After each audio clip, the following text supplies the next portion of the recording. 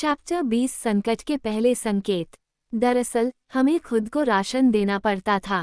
पानी की हमारी व्यवस्था 3 दिन से ज्यादा नहीं चल पाती थी। मुझे ये बात रात के खाने के समय पता चली और हमारे दुख की बात यह है कि हमें इन संक्रमण बिस्तरों में झरना मिलने की उम्मीद नहीं थी। अगले दिन पूरे दिन गैलरी हमारे सामने खुली रही और उसके अंतहीन आर्केड खुले रहे। हम लगभग बिना कुछ बोले आगे बढ़ गए। हंस की खामोशी हमें संक्रमित कर रही थी। सड़क अब ऊपर नहीं जा रही थी, कम से कम प्रत्यक्ष रूप से तो नहीं। कभी कभी तो ऐसा भी लगता था कि उसमें थोड़ी सी गिरावट है।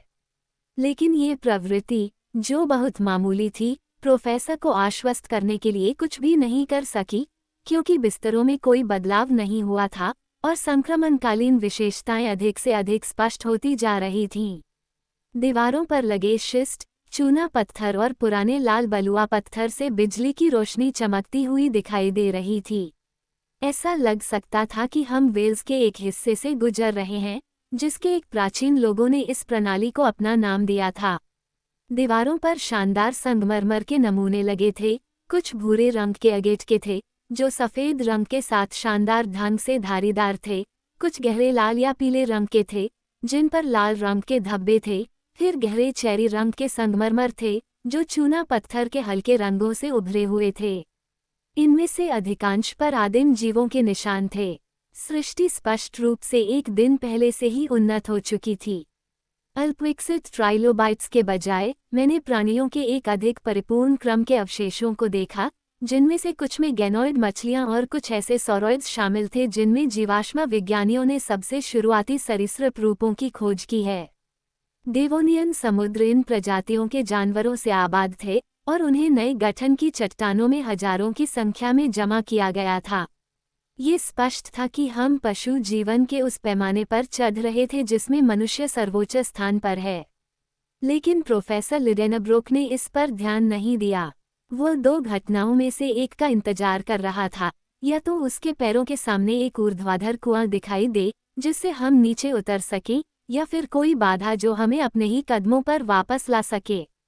लेकिन शाम हो गई और दोनों में से कोई भी इच्छा पूरी नहीं हुई। शुक्रवार को, एक रात के बाद जब मुझे प्यास की पीड़ा महसूस हुई, हमारी छोटी सी टुकड़ी फिर से गैलरी के घुमावदार मार्गों में उतर गई। 10 घंटे चलने के बाद मैंने देखा कि साइड की दीवारों से हमारे लैंप का प्रतिबिंब फीका पड़ रहा था। संगमरमर, शिस्ट, चूना पत्थर और बलुआ पत्थर की जगह एक अंधेरी और चमकहीन परत आ रही थी। एक पल में, जब सुरंग बहुत संकरी हो गई, तो मैं दीवार से टिक गया। जब मैंने अपना हाथ हटाया तो वह काला था। मैंने पास जाकर देखा तो पाया कि हम कोयले की एक संरचना में थे। कोयला खदान, मैंने चिल्लाकर कहा। खनिकों के बिना एक खदान, मेरे चाचा ने जवाब दिया। कौन जानता है? मैंने पूछा। मैं जानता हूँ, प्रोफेसर ने दृढ़ता से कहा। मुझे यकीन है कि कोयले के बिस्तरों के बीच से बनाई गई यह गैलरी कभी भी मनुष्य के हाथ से नहीं छेदी गई थी। लेकिन ये प्रकृति का हाथ है या नहीं, इससे कोई फर्क नहीं पड़ता। रात के खाने का समय आ गया है, चलो खाना खाते हैं। हंस ने कुछ खाना बनाया। मैंने मुश्किल से कुछ खाया और मुझे जो पानी दिया गया था, उसे मैंने गटक लिया। हमारे पास 3 आदमियों की प्यास बुझाने के लिए सिर्फ एक आधा भरा फ्लास्क बचा था। भोजन के बाद मेरे दोनों साथी अपने अपने आसनों पर लेट गए और अपनी थकान मिटाने के लिए नींद में आराम पाया। लेकिन मैं सो नहीं सका और सुबह होने तक हर घंटे की गिनती करता रहा। शनिवार को सुबह 6 बजे हमने फिर से यात्रा शुरू की। 20 मिनट में हम एक विशाल खुले स्थान पर पहुंच गए। तब मुझे पता चला कि इस खदान को मनुष्य के हाथ से नहीं खोदा गया था। तहखानों को मजबूती से खड़ा किया गया होगा और जैसा कि था, ऐसा लग रहा था कि संतुलन के चमत्कार से वे टिके हुए हैं। ये गुफा करीब 100 फीट चौड़ी और 150 फीट ऊंची थी। भूमिगत हलचल के कारण एक बड़ा हिस्सा टूट गया था। नीचे से किसी विशाल शक्ति के आगे झुकने से यह टूट गया था, जिससे यह बड़ा गड्ढा बन गया था जिसमें अब पहली बार मनुष्य प्रवेश कर रहे थे। कार्बोनफेरस काल का पूरा इतिहास इन उदास दीवारों पर लिखा गया था और एक भूविज्ञानी आसानी से इसके सभी विविध चरणों का पता लगा सकता था। कोयले के बिस्तर बलुआ पत्थर या सघन मिट्टी की परतों से अलग हो गए थे और ऊपरी परतों के वजन के नीचे कुचले हुए दिखाई देते थे। द्वितीय काल से पहले की दुनिया के युग में पृथ्वी विशाल वनस्पति रूपों से आच्छादित थी, जो उष्णकटिबंधीय गर्मी और निरंतर नमी के दोहरे प्रभाव का परिणाम था। एक वाष्पशील वायुमंडल पृथ्वी के चारों ओर था, जो अभी भी सूर्य की सीधी किरणों को ढक रहा था। इससे ये निष्कर्ष निकलता है कि उस समय विद्यमान उच्च तापमान सूर्य की गर्मी के अलावा किसी अन्य स्रोत के कारण था। शायद दिन का गोला भी उस शानदार भूमिका को निभाने के लिए तैयार नहीं था जो वह अब निभाता है। तब तक कोई जलवायु नहीं थी और ध्रुव से भूमध्य रेखा तक एक समान गर्मी पृथ्वी की पूरी सतह पर फैली हुई थी। ये गर्मी कहाँ से आई? क्या ये पृथ्वी के अंदरूनी हिस्से से थी? प्रोफेसर लिडेनब्रुक के सिद्धांतों के बावजूद उस समय गोलाकार के शरीर के भीतर एक भयंकर गर्मी थी। इसकी क्रिया स्थलीय परत के अंतिम छोर तक महसूस की गई। पौधे सूर्य के लाभकारी प्रभावों से अनभिज्ञ न तो फूल देते थे और न ही सुगंध, लेकिन उनकी जड़ें इस ग्रह के शुरुआती दिनों की जलती हुई मिट्टी से जोरदार जीवन प्राप्त करती थीं। वहाँ बहुत कम पेड़ थे, केवल शाकीय पौधे ही थे। वहाँ लंबी घास, फन, लाइकोपोड, इसके अलावा सिगिलारिया, एस्टेरोफिलाइट्स, जो अब दुर्लभ पौधे हैं, थे, लेकिन तब इनकी प्रजातियां हजारों में गिनी जा सकती थीं। कोयले के माप की उत्पत्ति प्रचुर वनस्पति के इस काल से हुई है। पृथ्वी की लचीली और लचीली परत ने नीचे की तरल शक्तियों का पालन किया। इसके बाद असंख्य दरारें और गड्ढे बन गए। पौधे पानी के नीचे डूब गए, धीरे धीरे विशाल संचित द्रव्यमान में बदल गए। इसके बाद प्रकृति की रासायनिक क्रिया शुरू हुई।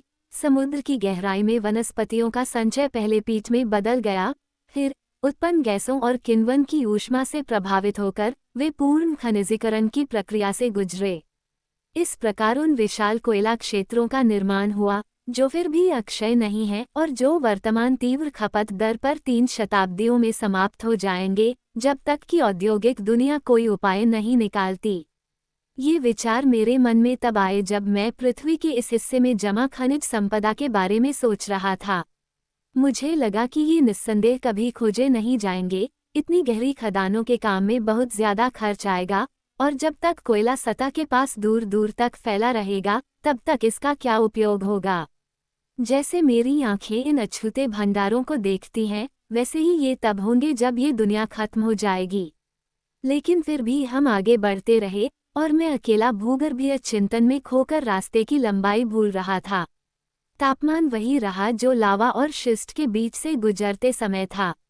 केवल मेरी गंध की भावना हाइड्रोजन के प्रोटोकार्बाइड की गंध से जबरदस्ती प्रभावित हुई।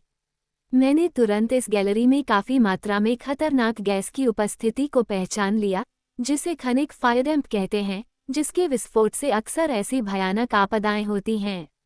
सौभाग्य से हमारी रोशनी रोहमकोर्फ के शानदार उपकरण से थी। दुर्भाग्य से अगर हम मशालों के साथ इस गैलरी का पता लगाते तो एक भयानक विस्फोट ने एक ही झटके में यात्रा और यात्रियों को खत्म कर दिया होता। कोयले की खदान से होकर यह यात्रा रात तक चलती रही। मेरे चाचा क्षैतिज सड़क पर अपनी अधीरता को मुश्किल से रोक पाए। हमारे सामने हमेशा 20 गज तक गहरा अंधेरा रहता था, जिससे हम गैलरी की लंबाई का अनुमान नहीं लगा पाते थे, और मैं सोचने लगा था कि यह अंतहीन होगा, जब अचानक 6 बजे एक दीवार बहुत अप्रत्याशित रूप से हमारे सामने खड़ी हो गई। दाएं या बाएं, ऊपर या नीचे, आगे कोई सड़क नहीं थी। हम एक अंधी गली के अंत में थे। बहुत बढ़िया, सब ठीक है, मेरे चाचा ने चिल्लाते हुए कहा। अब किसी भी हालत में हमें पता चल जाएगा कि हम कहाँ हैं। हम सकनुसिम की सड़क पर नहीं हैं और हमें बस वापस जाना है। चलो हम एक रात आराम करते हैं और 3 दिनों में हम सड़क के दोराहे पर पहुंच जाएंगे। हाँ, मैंने कहा, अगर हम में थोड़ी भी ताकत बची हो तो।